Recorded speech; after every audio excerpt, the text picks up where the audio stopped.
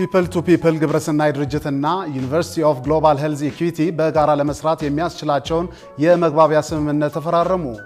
ለሁለት ቀናት በሩዋንዳ መዲና ኪጋሊ በተደረገውና አድቫንሲንግ ሜዲካል ኤጁኬሽን ኢን አፍሪካ በሚል ርዕስ ሲካሄድ የነበረው የአፍሪካ ከፍተኛ የጤና ተቋማት ጉባኤ መጠናቀቁን ተከትሎ ነው ተቋማቱ በቀጣይ በትብብር ለመስራት የሚያስችላቸውን ስምምነት የተፈራረሙት።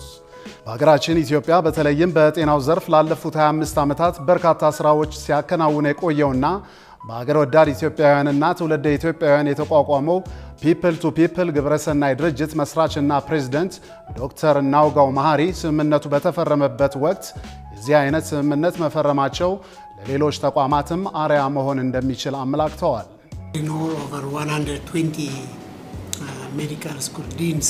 ከ120 የሕክምና ትምህርት ቤት ዲኖች የተሰበሰቡበት ኮንፈረንስ መድረክ ላይ ይህንን ስምምነት ለመፈረም መብቃታችን ከኛም አልፎ ለሌሎች መሰል ተቋማት እንደ አርአያ የሚያገለግል በመሆኑ ትልቅ ክብር ይሰማናል። የዚህ ታሪካዊ ሁነት አካል በመሆናችንም ደስተኞች ነን።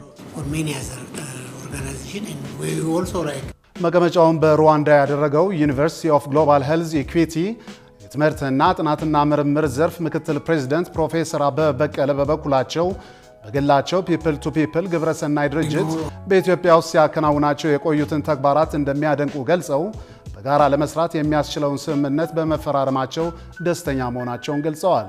Welcome to Rwanda, welcome to UGH.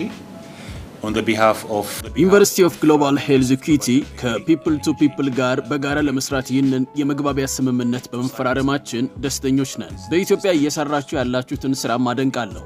ስለጎበኛችሁንም እናመሰግናለን። To create this academic partnership with you and thank you for visiting us in Rwanda. ይህ ስምምነት በተለይም በጤና ትምህርት ተደራሽነት ረገድ ያሉ ክፍተቶችን ለመሙላት ያለመ ሲሆን ከዚህም በተጨማሪም ፒፕል ቱ ፒፕል በመላው አፍሪካ ስራዎቹን ለማስፋፋት የሚያደርገው ጥረት ወሳኝ አካል እንደሆነም ተጠቁሟል።